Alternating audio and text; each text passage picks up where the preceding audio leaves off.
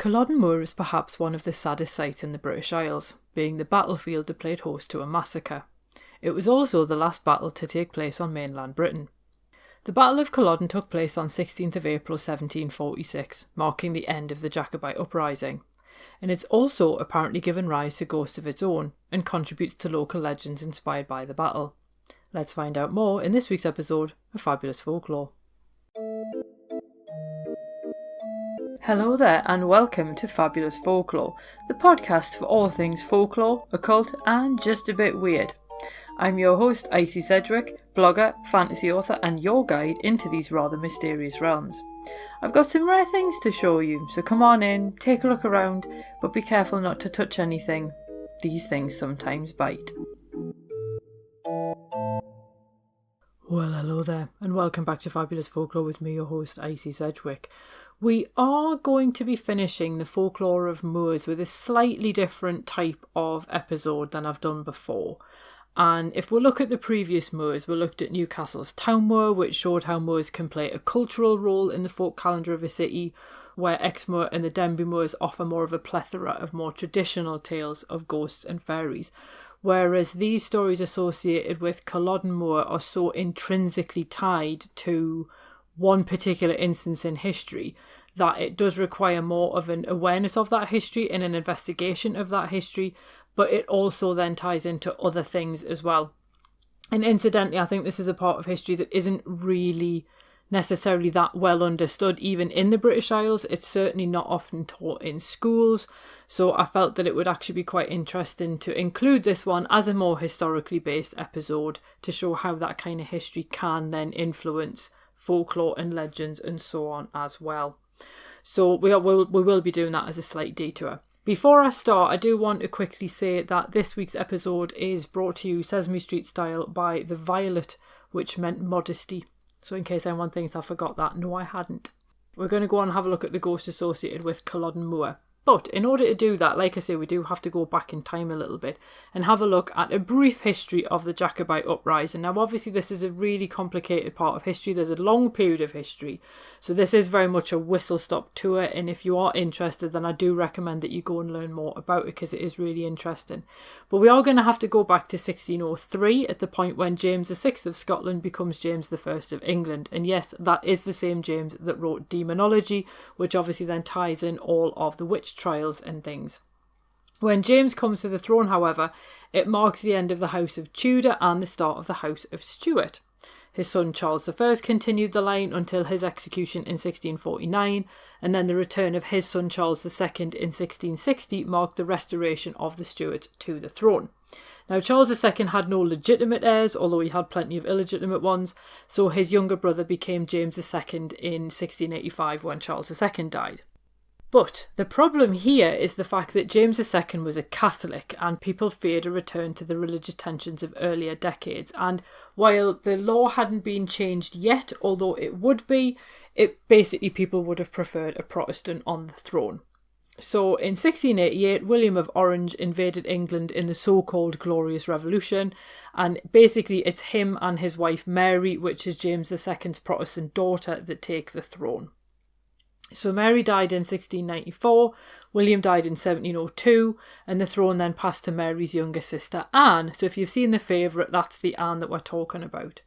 Now under Anne, the Acts of Union saw England and Scotland united as Great Britain in 1707.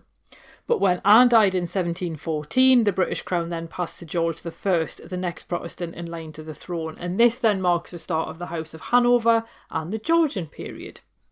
But James II didn't go into exile alone, in case you're wondering what on earth that little history lesson had to do with anything. So James II took his baby son James Francis Stewart with him. So when James II died in 1701, James Francis Stewart decided he was going to claim what he saw was the rightful crown from George I. So he thought he should be on the throne, not George. And had it not been for the Act of Settlement in 1701, which meant only a Protestant could succeed to the throne, he probably would have been king. Now, other people around Great Britain and Ireland agreed with James. They felt he was a better option than the German George I, and they supported his claim to the throne. And because James is Jacobus in Latin, they became known as the Jacobites. So 1689 marked the first Jacobite uprising, the year after William of Orange deposed James II. So the Jacobite army met government troops at Killiecrankie, and while they won, they did lose their key leader, John Graham, the first Viscount of Dundee. Now the rebellion got no further for the time being. There were further attempts in 1708, 1715 and 1719, and James Francis Stewart finally lost heart. However, the Stewart cause had one more card to play, because James himself had a son, Charles Edward Stewart, often referred to as Bonnie Prince Charlie, who was the grandson of James II. Known as the Young Pretender, since his father James was known as the Old Pretender, Charles launched his own bid for the crown in 1745. So he'd basically been brought up in Italy, and he landed at Glenfinnan at the head of Loch Shiel in the Highlands and began mustering troops. Now, some of the Highland clan chiefs threw their support behind Charles, but others advised Charles to just completely give up before he'd even started, because they'd seen the huge repercussions following previous uprisings and they feared more reprisals. Basically, Charles should have listened to them, but we'll get to that. Both France and Spain promised Charles their support, which bolstered his confidence, but the problem was their armies were tied up fighting wars elsewhere, and rather than necessarily waiting for them, Charles then decides he's going to get going. So he amasses his army and then travels south. So they first defeated the government army at the Battle of Preston Pans and then occupied Edinburgh. Some 5,000 strong, they reached England in November 1745 and they actually got as far as Derby. They did face government forces that had been recalled from the continent, so the Jacobite army turned around to return north to Scotland. Now, the Duke of Cumberland, Prince William Augustus, assumed command of the government troops. Now, he did have military experience. He's kind of, at the time, was seen as a bit of a war hero by all accounts, but he was also George II's youngest son. Now, it is also worth pointing out that Charles had almost no military experience by comparison, and often decided to completely ignore the advice of his commanders who did have military experience. Now, it isn't fair to say that the uprising was essentially Scotland versus England, and indeed I did see someone on England confidently assert that Culloden was marking the Scots trying to win independence from the English, which just isn't true, because you had English, French, Irish and Scottish men in the Jacobite army, because obviously there were English people who felt that Charles was the rightful king and should have been on the throne, and then you actually also had Scottish and Irish forces in the government army, so it's not quite as clear-cut as Scotland versus England. And really, Culloden was basically the last-ditch effort of someone trying to claim the British crown that he felt he had a rightful claim to. So the Jacobites continue their journey north. French reinforcements were on the way, but obviously the army has spent so long on the move that they're absolutely exhausted. They're running out of food supplies, and some people are starting to question Charles's leadership. So they often wondered, why have we turned around when we were just starting to see some success? So we get to April 1746 and the Duke of Cumberland's army is gaining ground following them. On the 5th of April, they made camp some 12 miles to the east of Culloden. It was also the Duke's birthday and he'd awarded extra rations to his men. So Charles decides he's going to take a risk with somewhat deadly results. He reasons, and it's not a bad assumption, but he reasons that the Duke's men will be distracted by the celebrations and that they can launch a surprise attack on them essentially when they're not paying attention. However, the Jacobite army just wasn't ready for something like this. Some of the men had gone in search of food, and then for some reason they divided what was left into two divisions, and they really struggled across very uneven ground in driving rain, with some men getting lost in the dark as well. Awful conditions. It was never really going to work. One commander actually just took his men back to Culloden saying this is ridiculous, this won't work. The other one didn't get that message and actually reached the Duke's camp and was in sounding distance of them, but then received word to return to Culloden. So in the 18th century it was actually referred to as Drumossie Moor. So then on the day of the battle, the exhausted Stuart army found themselves massively outnumbered by the English army. So you've got 5,000 Jacobites facing 9,000 government troops. Not only that, the moor was a horrible choice of battlefield because it offered boggy ground that just didn't suit the Jacobites' preferred fighting style. Charles really favoured the Highland charge, but the Duke of Cumberland had introduced a bayonet drill that would actually combat this charge, rendering it much less effective, and indeed actually more or less putting all of the men involved in danger. So in terms of weaponry, the Jacobites had just 12 cannons, and apparently they were all different types of cannons and they weren't really handled very well, and they had few mounted soldiers. By comparison, the Duke's army had 10 3-pound cannons and 6 mortars and quite a large mounted division. So the battle lasted for just 40 minutes, and the first 20 minutes is nothing but artillery fire, which is just completely decimating the Jacobite lines. There's nothing they can do to return fire at this point, and Charles essentially hurries from the battlefield when it becomes quite clear he's not going to win. So with no leadership from Charles, what was left of the Jacobite army decided they were going to charge the government line.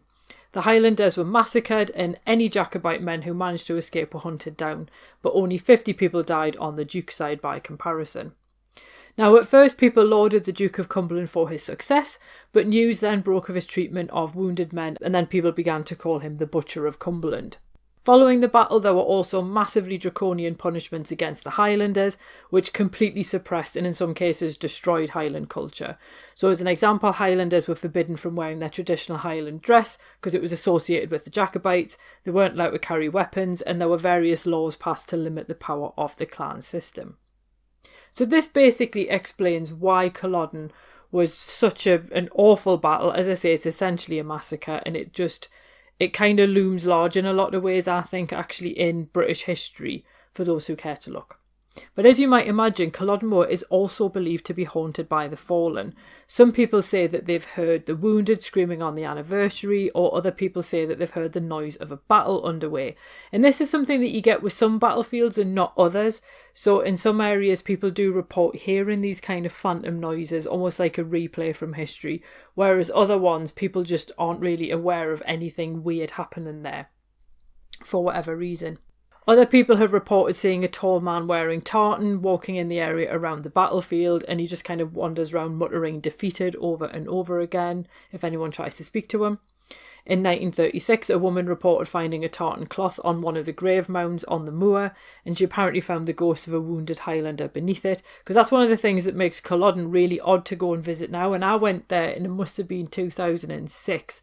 Unfortunately, I don't have any photos of it, because that was before the time when I kind of had this sort of robust backup system that I've got now. So unfortunately, I've lost all my photos from them, which is really annoying. But it was a really weird, eerie place to visit. Now, one thing that ruined it was the number of tourists who were just filming as they were walking around. Whereas my parents had visited years and years before, and they sort of said it was like really quiet, there was no one there, and it was really atmospheric. Whereas when I went, yes, it was eerie because it was a battlefield and there's sort of grave markers and things, but you couldn't really get the feeling for the atmosphere when, as I say, people are walking around just filming stuff. It was very strange. But I suppose this is one of the reasons why I think there's such a fascination with Culloden in a lot of ways, because of the fact that it is supposed to have this really eerie atmosphere. There are, of course, other ghosts associated with the battlefield. So Charles apparently slept in a house near the battlefield the night before the battle. It's now a hotel, and according to legend, Charles still wanders the house in full Highland dress, waiting for the battle to start. And then a local woman apparently reported being woken in the early hours by the sound of armed men sort of passing her house. Apparently this had actually happened 5 times in 10 years, and then she checked the map of the route taken by the Jacobites, which confirmed they would indeed have passed through the area that was now occupied by her garden. And one of the weirdest ones I found was in 2018, Diane Nicholson reported a strange experience one October morning while she was leading a tour group to the moor. And despite the day beginning as being quite clear with no wind, a mist rolled in. It only moved up the Jacobite line, which is actually marked on the battlefield site, so you can see where it would have been. And she actually includes the video on the website, and the mist is quite remarkable for how dense it is, but also how close to the ground it is as well. Now, the mist suddenly changes direction, and as she puts it, charges across the moor in the same direction as the original Highland charge. And the speed of the mist's movement in the video is quite astonishing. So I have actually put a link to that below, because it is just really kind of odd to see. There are also some claims that birds never sing on the moor either. And there's also stories that ghosts of Highlanders haunt the nearby St Mary's Well. I do also want to point out that while our focus has been on the battlefield, obviously there is like a coda to this as well.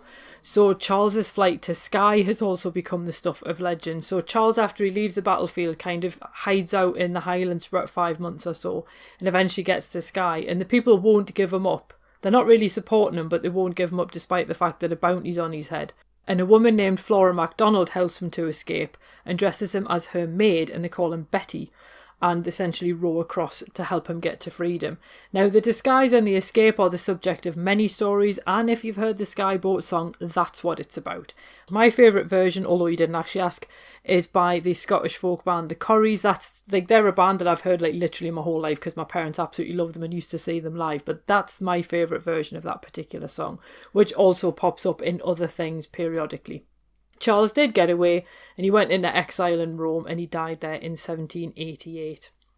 Now, it is quite hard to understate the impact of the battle, I think, particularly in the Highlands, especially with this loss of culture and all the different measures that were imposed. And obviously, from a folklore point of view, that's obviously difficult because then all of this knowledge was lost, and by the time Sir Walter Scott then starts collecting Scottish traditions and so on, the Highlanders have sort of been romanticised to a degree, but obviously then there's just the human cost of all this, because you cannot treat a group of people that way that the British government did and expect that it's not going to have some kind of impact on that group of people. But if you do want to learn more about this, then I would highly recommend Peter Watkins' 1964 film Culloden for the BBC. Now, this is a combination of documentary and drama, so it kind of puts it across as if you're actually there. Now, this is where I actually watched this at university for a module on the war film, and it is one of those kind of landmark films that is worth seeing. Even if you don't like war films, I would recommend a watch if you are interested in Culloden and basically just the way that it was handled and the way that it panned out. I did find it on YouTube, so I have put the link in the show notes. As I said before, many people do visit Culloden, often seeking the graves of their ancestors, but I do think in a lot of ways, as much as it being about the victims and the people who lost their lives in the massacre and afterwards, and as much as it being about the really over-the-top reaction of the British government to the Highlanders, I do think that Culloden is also just as much about the men that led both sides. Obviously, neither of them really come out of it well. The Duke of Cumberland becomes the Butcher of Cumberland, and then he basically never wins another battle. He essentially resigns his commission and everything, so it's almost like, what was the point? And then Charles leads all these men to their death and then leaves and basically passes out of history. So you just look at it and go, that is such an unfortunate loss of human life. So I'm sorry that this has been a little bit more of a bummer because of the fact that obviously the focus has been so heavily on the history and so on. I think the ghost stories are quite interesting in the sense that the phantom battles and the phantom sounds and everything, like I say, you do hear them associated with other battlefields as well. But I think that the fact that this, as I say, there's one video with the mist in it is really quite unusual. I wouldn't like to say it's ghostly, but it is just particularly bizarre. And I think because of the location, it helps to kind of add to that just general level of weirdness.